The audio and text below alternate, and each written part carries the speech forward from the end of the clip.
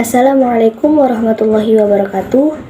Saya Naila Halawatu Sawab dari kelas 11 MIPA 5 akan menjelaskan tentang pengelompokan sosial di masyarakat. Kelompok sosial adalah suatu kumpulan manusia yang saling berinteraksi dan memiliki kesadaran bersama akan keanggotaannya dalam suatu kelompok.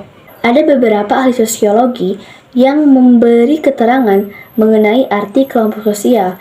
Antara lain, yang pertama, Surjono Sukanto. Menurut Surjono Sukanto, kelompok sosial adalah himpunan atau kesatuan-kesatuan yang hidup bersama karena adanya hubungan di antara mereka secara timbal balik dan saling memengaruhi. Yang kedua, Hendro Puspito.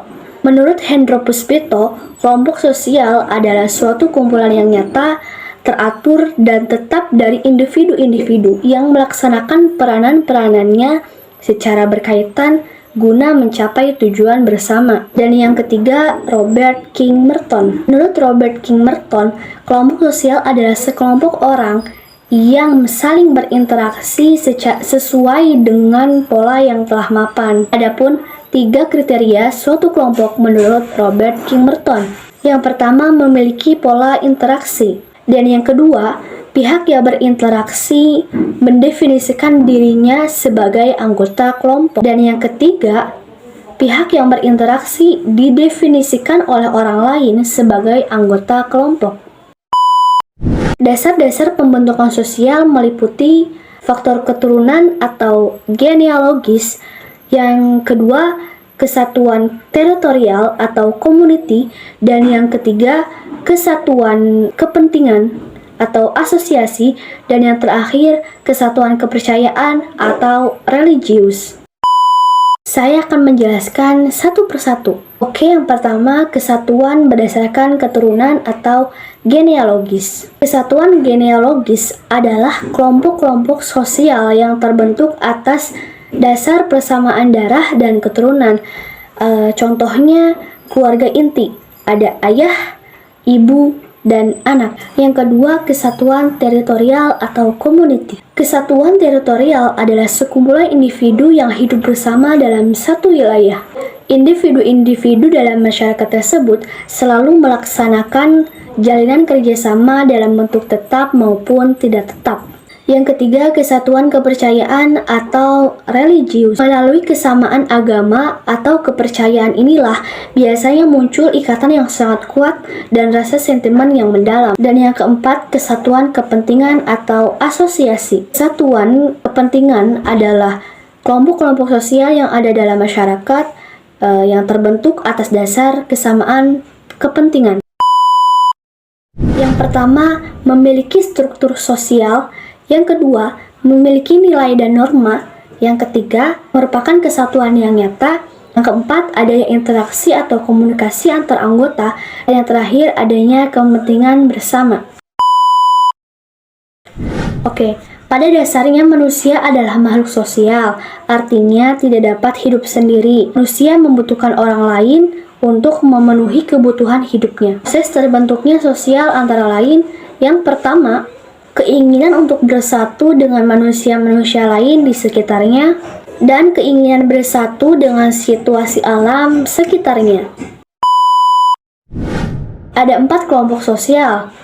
Antara lain, ada kelompok statis, kelompok kemasyarakatan, kelompok sosial, dan kelompok asosiasi. Pertama, kelompok statis. Jadi kelompok statis adalah bukan organisasi. Kelompok statis ini adalah tidak mempunyai hubungan sosial dan kesadaran jenis di antara anggotanya. Contohnya, kelompok penduduk usia balita dimulai dari 0 sampai 5 tahun. Yang kedua, kelompok kemasyarakatan. Kelompok kemasyarakatan adalah kelompok yang memiliki kesamaan tetapi tidak memiliki hubungan sosial di antara anggotanya.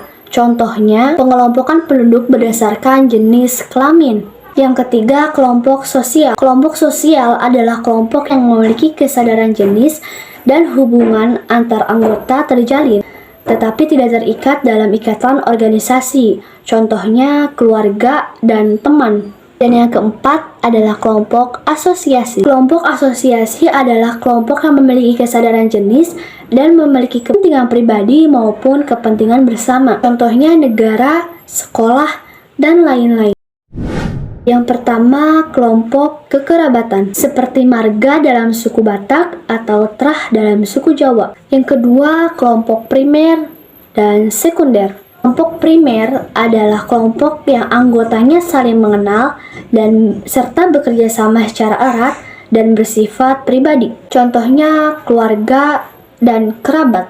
Oke, yang kedua, kelompok sekunder. Kelompok sekunder ini adalah memiliki anggota yang lebih banyak daripada kelompok primer atau utama. Anggota kelompok sekunder tidak saling mengenal dan lebih banyak ditujukan pada tujuan pribadi. Yang ketiga ada Gemeinschaft. Gemeinschaft adalah bentuk kehidupan bersama yang anggotanya diikat oleh hubungan batin yang murni, bersifat kekal dan bersifat alamiah. Dan yang keempat, Gesellschaft. Gesellschaft adalah kelompok yang didasari dengan ikatan lahiriah dan mempunyai jangka waktu yang terbatas. Misalnya ikatan antar pedagang dan organisasi buruh pabrik. Oke, kelompok sosial yang kelima ada kelompok formal dan informal. Kelompok formal adalah kelompok yang memiliki peraturan yang tegas dan sengaja dibuat oleh anggota-anggotanya untuk mengatur hubungan antar sesamanya. Dan kalau kelompok informal adalah kelompok sosial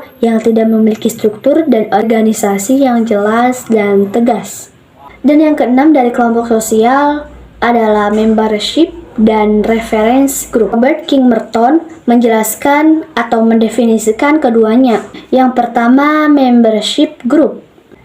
Membership group adalah suatu kelompok sosial di mana setiap orang secara fisik menjadi anggota tersebut. Sedangkan reference group adalah kelompok-kelompok sosial yang menjadi acuan bagi seseorang untuk membentuk pribadi dan perilakunya.